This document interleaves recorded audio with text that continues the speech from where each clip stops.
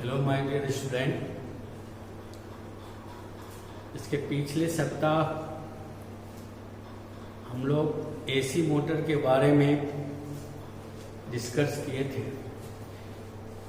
AC motor में 3 phase एवं single phase सभी तरह के मोटर के बारे में हम लोग जाने। आज हम लोग डीसी मोटर के बारे में डिस्कस करेंगे। सबसे पहले डीसी मोटर होता क्या है, किसे कहा जाता है, इसके बारे में जानना जरूरी है। कहता है वह मशीन जो डीसी इलेक्ट्रिकल एनर्जी को मैकेनिकल एनर्जी में कन्वर्ट करता हो उसे डीसी मोटर के नाम से जाना जाता है। डीसी मोटर कैसे कार्य करता है, इसको सबसे पहले जानना जरूरी है। कहते हैं कि यदि किसी करंट कैरी कंडक्टर को यानी करंट लेता हुआ कंडक्टर को किसी मैग्नेटिक फील्ड के अंदर रखा जाए तो वह कंडक्टर घूमने की कोशिश करता है। इसी सिद्धांत पर हमारा डीसी मोटर कार्य करता है। डीसी मोटर में मुख्य रूप से 2 पार्ट्स होते हैं, एक फील्ड और दूसरा आर्मेचर। फील्ड स्टैटिक पार्ट्स होता है अर्थात वह घूमता नहीं है, और आर्मेचर जो है वह घूमने वाला पार्ट्स होता है। फील्ड में भी कॉइल बना हुआ रहता है और आर्मेचर में भी वाइंडिंग किया हुआ रहता है कॉपर वायर से। अर्थात फील्ड में भी वाइंडिंग होता है और आर्मेचर में भी वाइंडिंग रहता है। फील्ड कॉइल का रेजिस्टेंस बहुत अधिक होता है। आर्मेचर कॉइल का आर्मेचर में जो वाइंडिंग रहता है उसका रेजिस्टेंस बहुत कम होता है। जब हम इस दोनों को एक साथ कनेक्शन करके इसमें डीसी सप्लाई देते हैं तो आर्मेचर में भी करंट प्रवाह होता है और फील्ड कॉइल में भी करंट प्रवाह होता है, अर्थात दोनों में करंट प्रवाह होता है।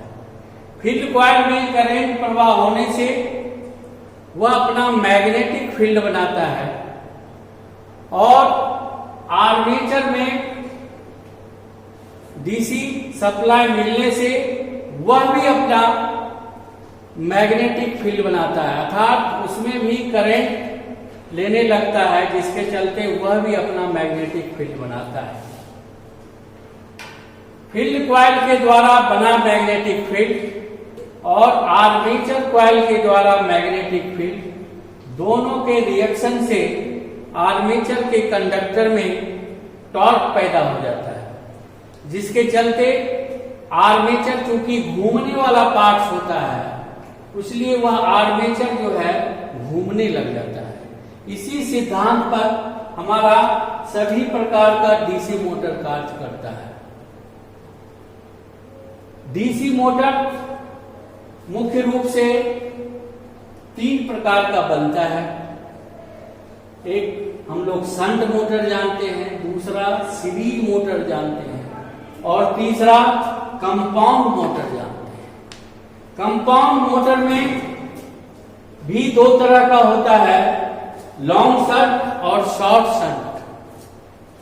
लॉन्ग शंट में भी कम्युलेटिव कंपाउंड डिफरेंशियल कंपाउंड होता है और शॉर्ट शंट में भी कम्युलेटिव कंपाउंड और डिफरेंशियल कंपाउंड मोटर होता है।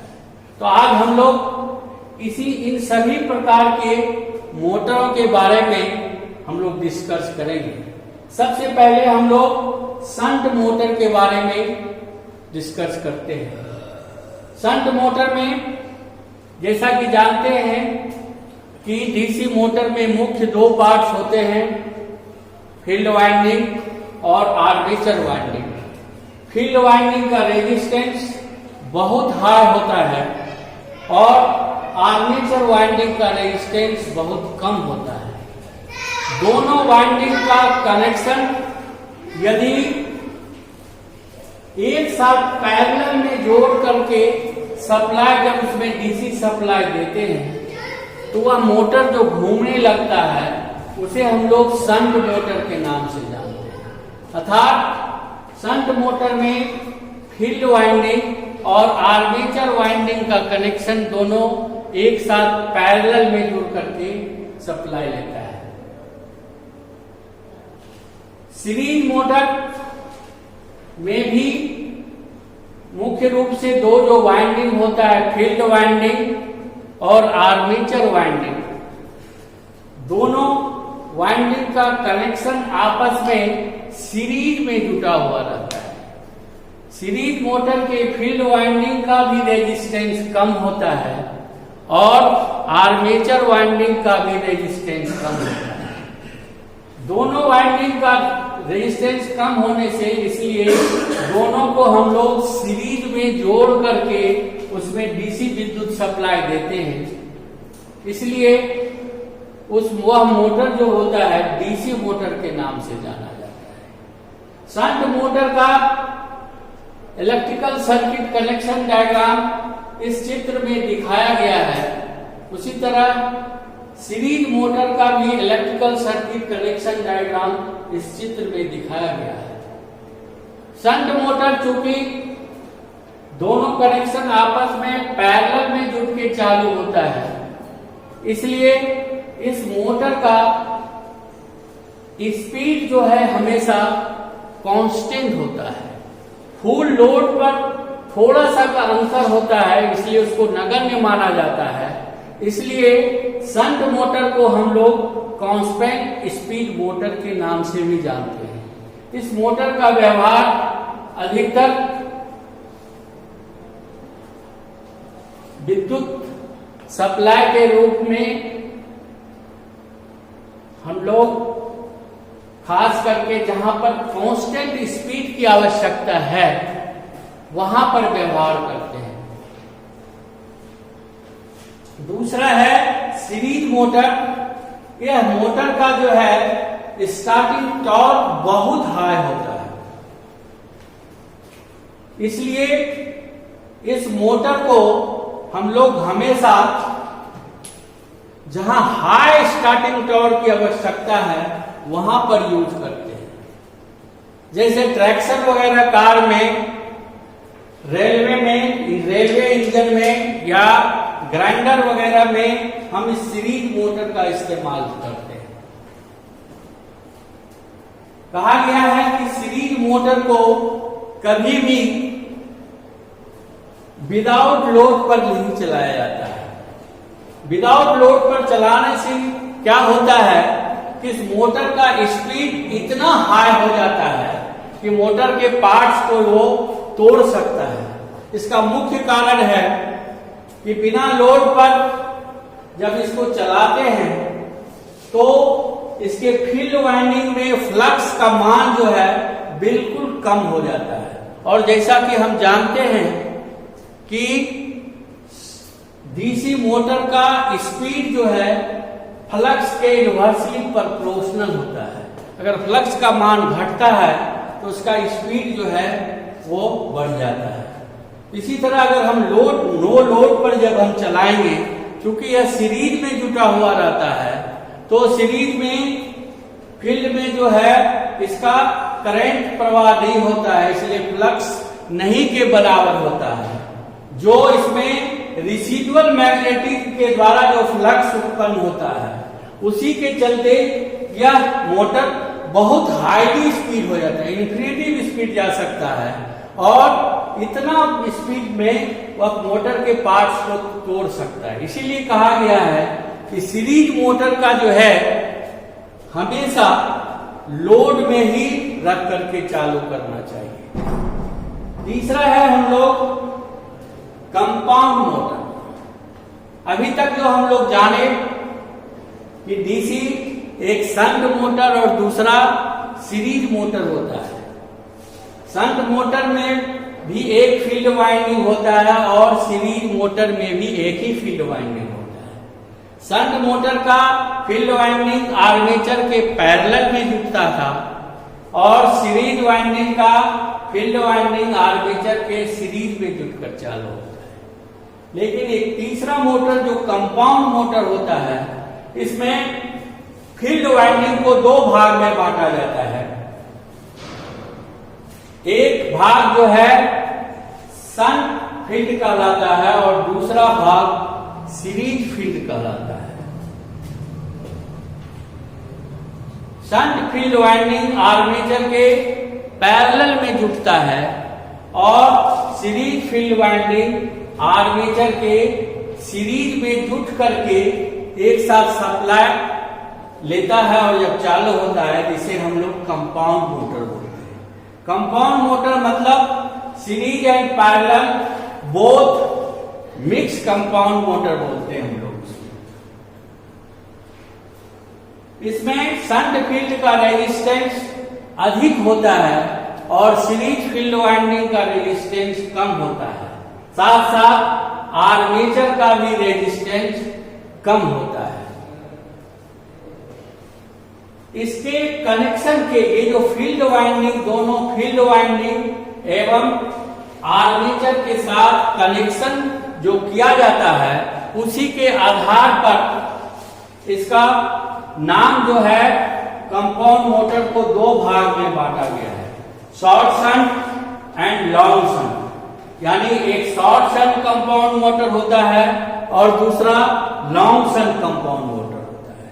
शॉर्ट शंट में क्या होता है कि आर्मेचर के साथ पहले सीरीज फील्ड में हमारा आर्मेचर के साथ पहले शंट फील्ड वाइंडिंग पैरेलल में जुट जाता है। उसके बाद इस दोनों के सीरीज में सीरीज फील्ड वाइंडिंग जोड़ करके एसी विद्युत सप्लाई दिया जाता है। शॉर्ट शंट कंपाउंड मोटर का कनेक्शन डायग्राम इस चित्र में दिखाया गया है। उसी तरह चूंकि इसमें शंट फील्ड जो है अकेला जो है आर्मेचर के पैरेलल में रहता है, पहले जुटता है, इसलिए ये शॉर्ट हो जाता है और सीरीज फील्ड जो है इन दोनों के बाद में सीरीज में जुटता है, इसलिए इसका लेंथ जो है, टर्न जो है फील्ड वाइंडिंग का कम हो जाता है। इसलिए हम लोग इसे शॉर्ट शंट कंपाउंड मोटर बोलते हैं। उसी तरह दूसरा जो है लॉन्ग शंट कंपाउंड मोटर होता है। इसमें क्या होता है, सीरीज फील्ड वाइंडिंग पहले आर्मेचर के सीरीज में जुट जाता है, उसके बाद इसके साथ पूरा शंट फील्ड वाइंडिंग पैरेलल में जुटता है, इसलिए हम लोग इसको लॉन्ग शंट कंपाउंड मोटर के नाम से जानते हैं। दोनों का फंक्शन अलग अलग है, दोनों का मान अलग अलग होता है। इसमें जो क्या होता है, दो तरह का जब कनेक्शन हम लोग जब करते हैं तो शॉर्ट शंट में यदि field winding, shunt field winding और आर्मेचर फील्ड वाइंडिंग के करंट का डायरेक्शन अगर एक ही दिशा में होता है, यदि क्लॉकवाइज में है तो दोनों का करंट का डायरेक्शन यदि क्लॉकवाइज में है तो उसे हम लोग कम्युलेटिव कंपाउंड बोलते हैं। और यदि शंट एवं सीरीज फील्ड के करंट का डायरेक्शन यदि दोनों एंटी में है, एक क्लॉकवाइज और दूसरा एंटी क्लॉकवाइज में, तो उसे हम लोग डिफरेंशियल कंपाउंड बोलते हैं। तो दोनों का जो हम शंट फील्ड वाइंडिंग और करंट फील्ड वाइंडिंग का कनेक्शन जो करते हैं, यदि दोनों में करंट का प्रवाह का जो दिशा है अगर एक ही दिशा में है तो उसे हम लोग कम्युलेटिव कंपाउंड बोलते हैं। जब मोटर में जब हम सप्लाई देते हैं तो दोनों में जब फ्लक्स बनता है तो लोड पड़ने पर सीरीज वाइंडिंग में फ्लक्स बाद में बनता है और दोनों फ्लक्स जो है एक दूसरे का सहायता करते रहता है। इसलिए यह जो है मोटर फुल लोड पर भी जो है यह कांस्टेंट स्पीड में चल सकता है। ओवरलोड में भी अगर हम चाहें तो इसे कांस्टेंट स्पीड में चला सकते हैं। इसलिए इस मोटर का व्यवहार वहां पर किया जाता है जहां बहुत अधिक लोड की आवश्यकता पड़ता है। इसमें शंट और सीरीज दोनों एक साथ है, इसलिए स्टार्टिंग टॉर्क भी इसका हाई मिलता है। दूसरा है डिफरेंशियल कंपाउंड मोटर। इसमें डिफरेंशियल कंपाउंड मोटर में क्या होता है कि शंट फील्ड और सीरीज फील्ड दोनों का कनेक्शन इस प्रकार होता है कि शंट फील्ड में प्रवाह होने वाले करंट की दिशा, सीरीज फील्ड वाइंडिंग में करंट प्रवाह होने वाले की दिशा दोनों एक दूसरे के विपरीत दिशा में होता है। इसलिए यह मोटर में जब लोड दिया जाता है तो सीरीज फील्ड वाइंडिंग में फ्लक्स जो बनता है वह फ्लक्स जो है मेन वाइंडिंग यानी शंट फील्ड वाइंडिंग के फ्लक्स का विरोध करता है। विरोध करने से स्पीड जो है इसका घट जाता है, स्पीड घट जाता है। इसलिए हम लोग इसको डिफरेंशियल मोटर के नाम से जानते हैं। यानी जैसे जैसे इसमें स्पीड हम बढ़ाना चाहेंगे तो लोड बढ़ेगा तो उस हिसाब से स्पीड भी इसका बढ़ते चला जाएगा। इस तरह का मोटर बहुत रेयर केस में व्यवहार किया जाता है। हम लोग अधिकतर जो है शंट मोटर जहां कांस्टेंट स्पीड है, बैटरी चार्ज करना है, पंप चलाना है, इस सब में शंट मोटर यूज करते हैं। जहां पर ट्रैक्शन और हाई स्टार्टिंग टॉर्क की जरूरत पड़ता है, जैसे ट्रैक्शन ट्रेन लिफ्ट वगैरह चलाना है, तो वहां पर सीरीज मोटर्स हम लोग यूज करते हैं। और जहां पर हमें बड़ा बड़ा जनरेटर में एक्साइटर का यूज करना है तो उसमें हम लोग कम्युलेटिव कंपाउंड मोटर, बड़ा बड़ा पंप चलाना है, उसमें कंपाउंड मोटर हम लोग यूज करते हैं। इस तरह हम लोग जाने कि आज जो है डीसी मोटर में कितने प्रकार का मोटर होता है उसके बारे में डिस्कस किए। नेक्स्ट क्लास में हम लोग डीसी मोटर में मुख्य चीज है back EMF and armature reaction. ये दोनों डीसी मशीन में जानना जरूरी है। नेक्स्ट क्लास में हम लोग बैक ईएमएफ एवं आर्मेचर रिएक्शन के बारे में साथ साथ इसके स्पीड कंट्रोल का भी मेथड जानेंगे। इन्हीं शब्दों के साथ आज का क्लास